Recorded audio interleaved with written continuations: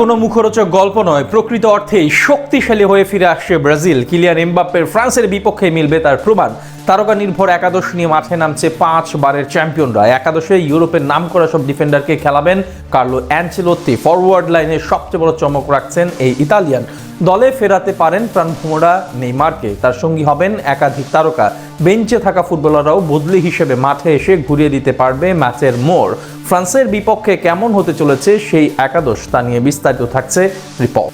2026 সালের international window মাঠে গড়াবে আগামী মার্চে। আর মার্চের এই উইন্ডোতে 5 বারের বিশ্ব চ্যাম্পিয়ন ব্রাজিল মাঠে নামবে ফরাসিদের বিপক্ষে। মূলত কার্লো আনচেলোত্তি 2026 বিশ্বকাপে মাঠে নামার আগে পরাশক্তি দলগুলোর বিপক্ষে খেলে নিজের শক্তিমাত্রা পরখ করে নিতে চান, বাড়িয়ে নিতে চান পুরো দলের আত্মবিশ্বাস।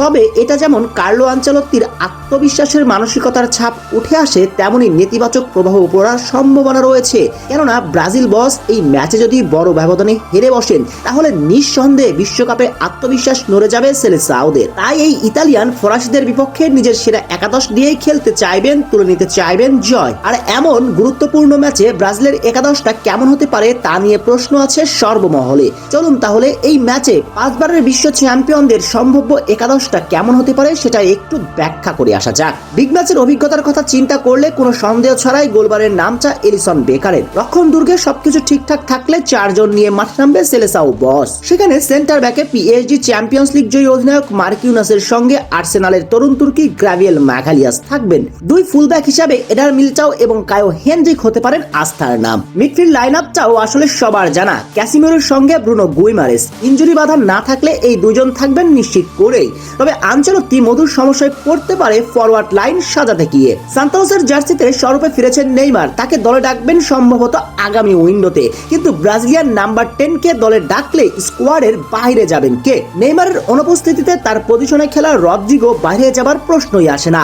এছাড়াও লেফট উইংয়ে মার্টিনেল্লি নাকি ভিনিসিয়াস, রাইট উইংয়ে রাফিনাও নাকি এস্তাভা উলিয়ান। ফরওয়ার্ড লাইনে যে তারকারা ছড়াছড়ি, তাই ফরওয়ার্ড লাইন সাজাতে বেশ পরীক্ষার সামনে পড়তে হবে ব্রাজিল বসকে।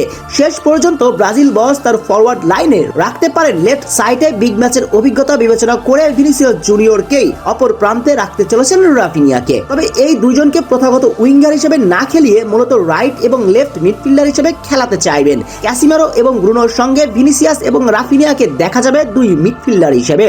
তারা সেখান থেকে মিডফিল্ডের বিল্ডআপে অংশ নিয়ে আক্রমণে যাওয়া এবং নিচে এসে ডিফেন্সিভ ইম্প্যাক্ট রাখবেন। তাই কার্লো আনচেলোত্তির ফরাসিদের বিপক্ষে সম্ভাব্য ফরমেশনটা হতে চলেছে 4-4-2-এ। সেক্ষেত্রে আনচেলোত্তির ফাইনাল থার্ডে সম্ভবত 2 নাম, নেইমার জুনিয়র এবং ডিবক্সের মাঝে রদ্রিগো। এই ভারসাম্যপূর্ণ একাদশ নিয়ে ফরাসি দেওয়াল টপকিয়ে বিশ্বকাপের আগে আত্মবিশ্বাস টাইটুম্বুর করে নিতে চাইবে সেলেসাওরা।